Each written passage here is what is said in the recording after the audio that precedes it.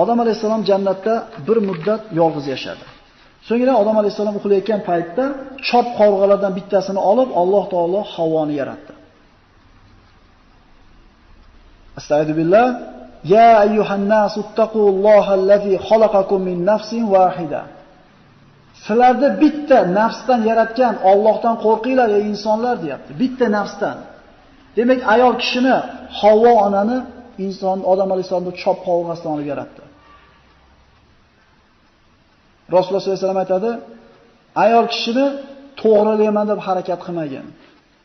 Chunki u qiyshiq qovurg'adan yaralgan. To'g'rilayman desang sindirib qo'yasan. Tek qo'ysang qiyshiqlikcha qolaveradi dedi. Demak, siz bilan biz aytgandaqa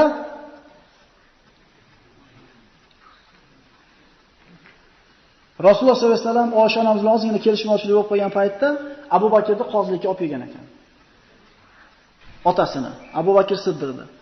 Qani Rasululloh bilan kelisha olmay qolgan ekan. Shunda Abu Bakr Siddiq o'tirganda payg'ambar sollallohu alayhi vasallam Oysha onamizga qarab, "Birinchi siz gapirasizmi yoki men gapiraymi?" desa, "Siz gapiring, faqat to'g'risini gapiring" degan ekan. Abu Bakr Siddiq bir shapaloq qo'ygan ekan qizini. Shu bilan rozi bo'lib tutgan ekan. Ya'ni Oysha onamizdek ayol Rasululloh sollallohu alayhi vasallam deb zotga qarab turib, "Siz gapiring, men faqat to'g'risini gapiring" deyapti. O'sha uchun payg'ambarimiz aytgan, "Xayrukum lil ahliya va ana xayrukum lil ahliya." Sizlarning ichingizda eng zo'r kishilaringlar ayollariga yaxshi muomala qilganinglar dedi. Endi men sizlarning ichingizda ayollarga yaxshi muomala qilganlarning eng yaxshisiman dedi. Bizda ayolga yaxshi muomala qilish nimani belgisi bo'lib qo'ygan? O'g'il bolalar. Bu payg'ambarimiz aytayapti bu narsani. Ayolingga yaxshi muomala qilgin deydi. Odam alayhisalom uyg'onib qarasa, yangi bir maxluq turibdi. Kimsan dedi. Dedi, ayolman dedi. Nimaga yaralding? Seni jufting bo'lish uchun dedi. Shunda farishtalar Odam alayhisalomni sinamoqchi bo'lib, kim bu deb so'raganda, Havvo deb javob berdi. Nima uchun Havvo? Chunki tirik narsadan yaratilgan. Qovurg'adan yaratilgan. Mana Abu Hurayra rivoyat qilgan hadisda quyidagi ma'nolar bor. Ana shu ayollarga yaxshilik qilinglar, qiyshiq qovurg'adan yaralgan, to'g'rilayman desa sindirib olasizlar, tashlab qo'ysanglar qishligicha qolaveradi. Ayollarda ko'proq aql emas, otifasi boshqaradi. Mana sahih hadislarda keltirilgan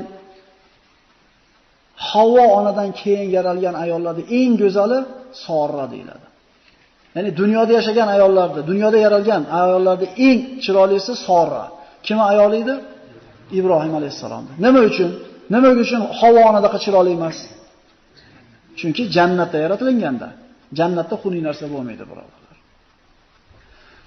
Va qulna ya adam uskun anta va zawjukal jannata fakula minha ragadan haythu shi'tuma va la taqraba hadhihi ash-shajarata fatakuna minadh-dhalimin. Subhanalloh, Alloh taolo Odam alayhisalomga aytdi: "Ey odam, sen va ayoling mana shu jannatda xohlagan joylarda xohlaganda yashanglar, faqat mana bu daraxtga yaqinlashmanglar. Mana shu daraxtdan yemanglar, zolimlardan bo'lib qolasizlar." Va aytdi yana: "Inna hada aduvun laka va li zawjika fala yukhrijannakuma minal jannati fatashqa. Inna laka alla tajua fiha va la tara va annaka la tazma fiha va la tadha." Bu bitta daraxt dedi. Bu bitta dushman dedi. Ya'ni oddiy narsa, ikkita narsa. Bu dushmaning dedi. Seni va ayolingni jannatdan chiqarib olmasin dedi. Jannatda och qolmaysan, yalang'och qolmaysan, chanqamaysan, qiylamaysan dedi. Endi qarab turing. Holat shu. Bitta man qilingan daraxt, bitta dushman, jannatda hech qanday muammo yo'q. Och qolmaysan, yalang'och qolmaysan, chanqamaysan, boshqa narsa bo'lmaydi. Endi iblis Odam alayhisalomni aldab qo'ydi. Nima bilan aldadi deng? Nima bilan aldadi? Kerakmi unga u narsa? Har xil rivoyatlar bor. Iblis jannatdan chiqib ketgandan keyin kirganligi hali tovus qonatida, ilonni ichida, vallohu alam kayfiyatini, lekin Alloh taolo izn berdi, Odam alayhisalomni imtihon qilish uchun kirdi iblis. Kirdida ularga aytdi: Astagfirullah, ma nahakuma robbukuma an hadhihi shajarata illa an takuna malakayn aw takuna minal khalidin va qasamahuma inni lakuma la minan nasihin va dallahuma bighurur. Ana akalar o'sha yerda boshlandi. Kelib aytdiki, Bilasizlarmi, Robbinglar nimaga mana shu daraxtni mevasini yemanglar dedi sizlarga? Sizlarni farishta bo'lib qolmasliklarini xoladi yoki abadiy yashaydiganlardan bo'lishlarini xolamadi. O'shuning uchun yema dedi. Boshqa oyatlarda keladi, sizlarga abadiy mulk va abadiy hayotni beradigan daraxtni ko'rsataymi dedi. Subhanalloh, Allohning taqdiri. Jannatda bo'lsang, abadiy mulkni nima kerak bor degan keladi-da. Pulni nima kerak bor u yerda? Jannatda bo'lsang, o'lim yo'q bo'lsa, abadiy hayotda nima kerak bor? Kerakmi shu ikkita narsa? Hayotda ham qarangda, oshiqcha narsa ham kerak emas o'z odamga. Men roza tutyapmiz, ba'zi uxlab qolsak, yo'q, hech narsa bo'lmagandek. Bir mahal ovqatlansak ham kunimiz bo'lar ekan, o'taverar ekan. Demak, oshiqchasi birodarlar, u oshiqcha joyga borar ekan. Ovqatda oshiqchasi kerak bo'lmagandek, dunyoda ham oshiqchasi kerak emas o'zi. Nima kerak? Tom kerak, kiyim bosh kerak, bitta mashina kerakdir, kunlik tirikchilingiz kerak. Oshiqchasi nima kerak bor? Buzu bo'pti, yerdagi odamlarimiz necha minglar o'tib ketdi, shaytonimiz aldab qo'yapti. Otamizni qanaqa qilib olgan ekan? Alloh azza va jalla aytib qo'ydi, "Mana dushmaning" dedi. "Mana jannat" dedi. "Mana daraxt" dedi. Hozir ko'payib ketgan endi. Lekin subhanalloh, insonning aqli noqis ekanda, ojiz ekanda. Ali mamnun marg'ub degan so'z bor. Man qilingan narsa doim jozibador bo'ladi-da. Mumkin emasmi shu qanaqa ekan degan narsani shayton nima qilaveradi? Yaxshi emas. Aytib qo'yaylik. Alloh qilma dedimi, demak yaxshi emas. Men chiroyli qog'ozga o'rab, chiroyli upakovka bilan chiroyli reklama qilib berayotgan bo'lsa ham yaxshi emas u narsa. Odam alayhisalom ana shu man qilingan daraxtni yedi, kiyimi yo'q bo'lgandan keyin Odam va Havo yalang'och bo'lib qolishdi. Ungacha birodarlar, kiyimi bordi Alloh taolo bergan. Avratlar yopilib turar edi. Kiyimlar yalang'och bo'lib, yo'q bo'lib, yalang'och bo'lganda qochib qoldi Odam alayhisalom. Jannatda qochib qoldi. Shunda Alloh taolo: "Ya Adam, atafirru minni?" "Ya odam, mendan qochyapsanmi?" degan ekan. Esa Parvardigor uyalganimdan qochyapman degan ekan. Demak, hayo iymonning belgisi. Hayo iymon shoxchalaridan bitta shoxcha. Imom Buxoriyda keltirilgan hadisda "Laula Hawa lam takun unsa zawjaha." Agar ayoli bo'lmaganda Odam alayhisalomga nima qilmas edi? Shunday mushkula bo'lmas edi.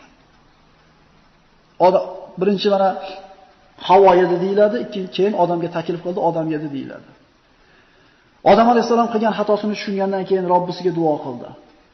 Robbana zalamna anfusana va in lam taghfir lana va tarhamna lanakunanna minal xosirin. Parvardigor, biz o'zimizga zulm qildik. Agar sen bizni kechirmasang va bizga rahming kelmasa, albatta biz ziyon ko'ruvchilardan bo'lib qolarmiz.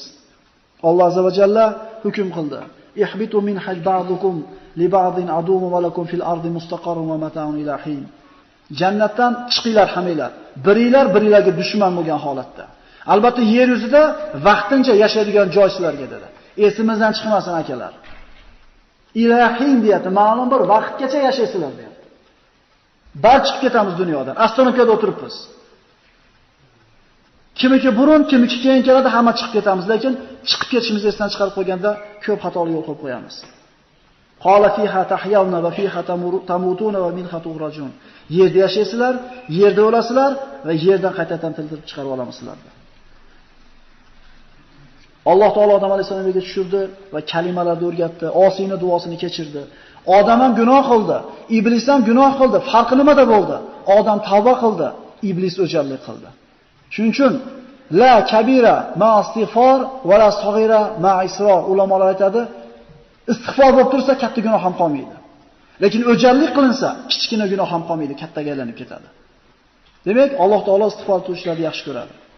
Ibn Abbos rivoyatlarida keltiriladi, Odam alayhisalom Hindga tushdi, Havo Jiddaga tushdi, Arafotda uchrashishdi. Shuning uchun Arafot deyiladi ana shu joy, tog'ning ismi, joyning ismi. Ya'ni bir-birini nima qilishlik? Tanishlik yoki uchrashlik, topishlik. Hadislarda keladi, Odam va Havo yerda yashab ko'paydilar. Imom Tabariyda keltirishicha, Havo 40 ta bola tug'ib berdi. 20 marta tuqqan ekan. Har tuqqanda bir o'g'il, bir qiz tuqqan. Bu Imom Tabariyda kitobidan olingan. Birinchi farzandlari Qobil va Qulaym. Bir o'g'il, bir qiz tuqqan ekan. Qobil va Qulaym ana shu oxirgi farzandi Abdul Mug'is va Ummul Mug'is deb keltirilgan ekan. Bir o'g'il, bir qiz tuqqan har safar. Ibn Hibbondan keltirilgan Abu Zar G'iforiy Rasululloh sollallohu alayhi vasallamdan so'raydi. Rasulullohning avvali kim deb so'raganda Payg'ambar sollallohu alayhi vasallam odam dedi. Abu Zar G'iforiy nabiy va rasulmi deganda ha deb javob berdi. Demak, Odam alayhisalom o'zining farzandlari uchun ham payg'ambar, ham nabiy o'rnida bo'lgan bo'ladi.